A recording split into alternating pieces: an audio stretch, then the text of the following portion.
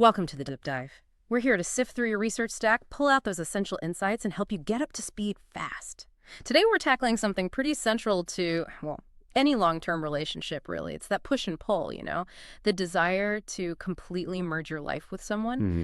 but also that fear, that real fear of losing who you are in the process. So the big question is, how do you balance love and independence? It really is the core challenge, isn't it? That feeling of wanting total unity, but worrying that if you spend all your time together, you'll just disappear. Your hobbies, your friends, your sense of self. Exactly. So our mission for this deep dive is to look at the psychology behind it, specifically Bowen's idea of differentiation of self, and also some really practical guides.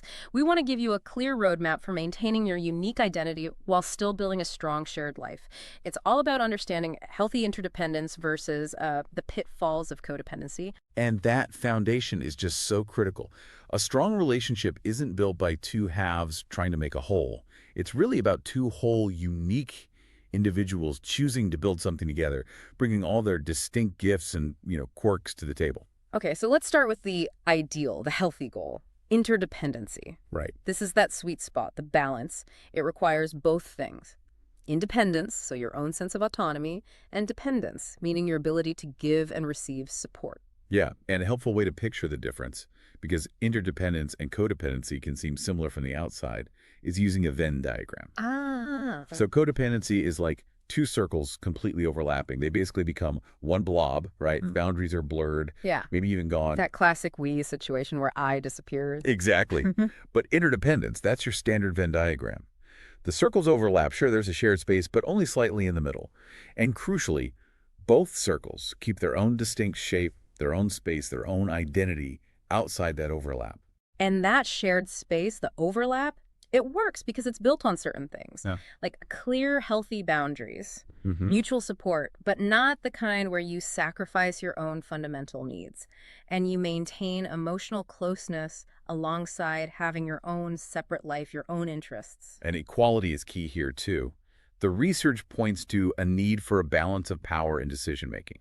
It shouldn't be one person always calling the shots or one person being the designated strong one all the time. Okay, but here's the thing. Why go through the effort of maintaining that separateness? I mean, isn't it just simpler to do everything together? It might feel easier, yeah, maybe in the short term, but long term, it often leads to stagnation, even boredom. When both partners keep their own spark, their individuality, the relationship actually becomes more dynamic, more resilient. Right. Those differences may be one person is super calm, the other more emotionally expressive, or one loves fixing things, the other loves planning. They stop being points of conflict. They become assets. Exactly. Complementary assets, they bring new energy, new things to talk about. You actually have something fresh to bring back to the relationship from your separate experiences. Okay, let's pivot now to the other side of the coin, the warning sign. Codependency. Hmm. This is the really tricky area because, as you said, people often mistake this intense closeness for deep love or connection. That's the danger. Codependency is fundamentally an unhealthy pattern. It's marked by this excessive reliance on the other person for your approval, your identity, your sense of self-worth. And it almost always comes at the expense of your own needs, your own boundaries, your own growth. So if you're listening right now and maybe something is resonating, what are the concrete signs? What should you look out for? We could break it down into roughly three areas. Yeah. First, boundaries and self-identity. Are your boundaries poor or maybe non-existent? That enmeshment we talked about? Hit the blob. Yeah, the blob. Does your self-worth basically hinge on whether your partner approves of you or is happy with you? That's a big one. Second, look at your emotional responses. Is there an intense fear of abandonment lurking underneath? Does that drive jealousy or possessiveness? Or, and this is subtle, do you find it hard to even know what you're feeling because your mood just mirrors your partner's mood? That mood mirroring. Hmm. Wow, yeah. People definitely rationalize that as just being empathetic or in sync. It's a very easy trap to fall into. The third area is relationship roles. Codependent dynamics often involve these giver roles that aren't really reciprocal. The source materials often highlight three main types. The caretaker, the rescuer, and the enabler. Precisely. The caretaker consistently puts the partner's needs way ahead of their own, always. Mm-hmm. The rescuer feels this compulsion to fix the partner's problems, shield them from consequences, basically jump in and save the day. And the enabler makes excuses for the partner's unhealthy behaviors or actively covers them up. What's really interesting and kind of insidious is that people in the rescuer or caretaker roles often feel quite good about it. They see it as loyalty, as deep love. Like self-sacrifice. Yeah, exactly. They don't always recognize that they're actually keeping an unhealthy cycle going. So to really grasp how to move away from that and build something healthier, more resilient, we need to understand the psychology underneath it all. And this brings us to a key concept, differentiation of self, or DOS. It comes from Bowen's family systems theory. This is kind of the aha piece. It really is. DOS is basically a measure of how well a person can balance two fundamental life forces. The first operates on the intrapsychic level that's internal. It's your ability to distinguish between your thoughts and your feelings, and then choose which one guides your actions. Okay, so someone with high DOS, they can feel upset or anxious, but they don't just react automatically. They can think it through, act based on principles. Exactly. They can manage stress without being overwhelmed by emotion, or conversely, shutting down emotion completely and becoming rigidly logical. Low DOS, on the other hand, means you're either very emotionally reactive, just swept away by feelings, or you rely excessively on intellectualizing everything to avoid feeling. The second function is interpersonal. This is about your relationships. It's the ability to maintain deep connection, real intimacy, while holding on to your sense of self, your autonomy. And the sources show that people with low differentiation, they tend to fall into predictable patterns in relationships, right? Very predictable. They might become what Bowman called chameleons, always adjusting themselves, their beliefs, their actions, just to keep the peace or gain approval. Or the opposite. Or the opposite. They become bullies, rigidly insisting that their way is the only way, demanding others conform. And it's important to note, even the person who seems like an extreme rebel, always fighting against the group. They're also often poorly differentiated because their identity is still defined by the group, just in opposition. Their actions are still dictated by reacting against others, not by their own internal compass or principles. Okay, that makes sense. So why is DOS so important for relationship satisfaction? Well, the research is pretty clear and consistent on this. Higher levels of differentiation of self in both partners directly correlates with higher marital satisfaction and better overall family functioning. The health of the individuals really dictates the health of the relationship system. Let's make that concrete with the case study you mentioned, Michael and Martha. How did their high DOS play out? Right, so Martha had significant anxiety during her pregnancy, which is common. But because she had higher differentiation, she could own that anxiety. She could talk to Michael about it, seek support, but she didn't implicitly demand that he fix her feelings or solve her anxiety for her. She took responsibility for managing it. And Michael, also being well differentiated, could listen supportively without getting overly anxious himself or feeling like he had to rescue her. They respected each other's emotional space and capabilities. And this benefited their child, Amy. Immensely. Because Michael and Martha weren't caught up in managing each other's anxieties, they didn't unconsciously pull Amy into their dynamic to stabilize things. Yeah.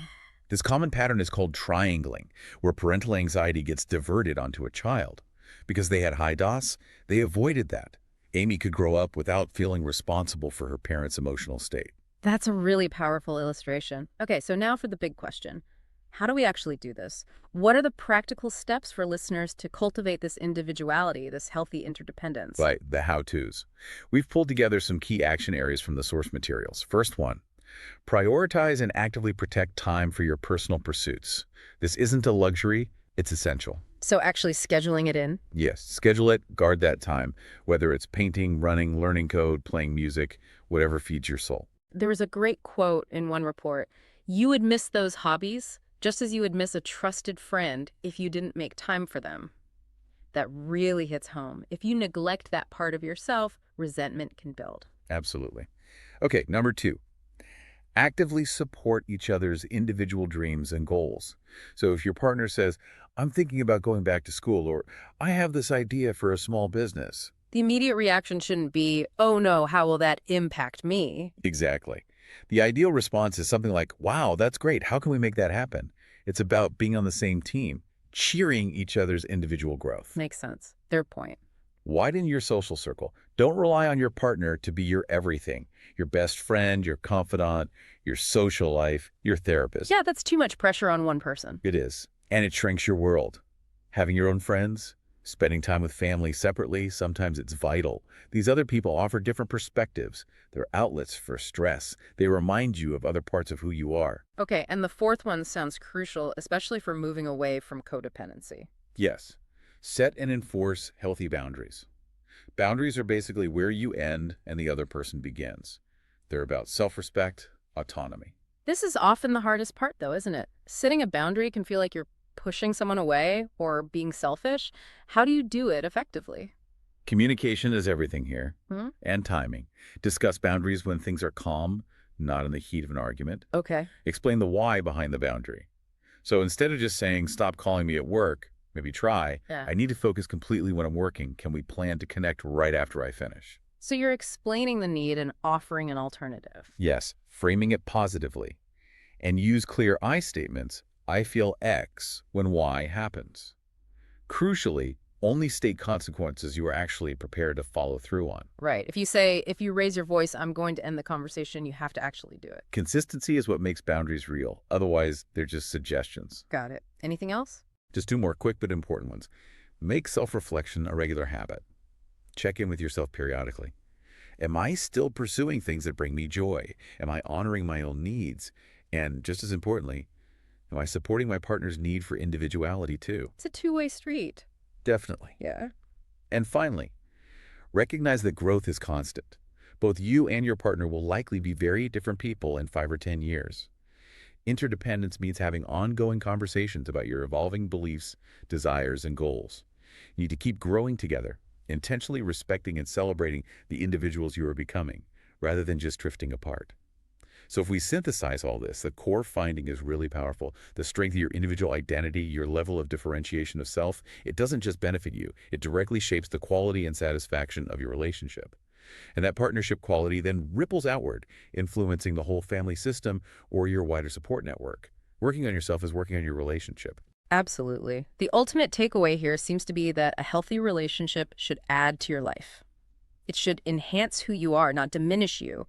The goal isn't finding your other half to complete you. It's about two whole, thriving individuals choosing to share their journeys. Well said. And that brings us to a final thought, something for you to really mull over, from the psychotherapist Esther Perel.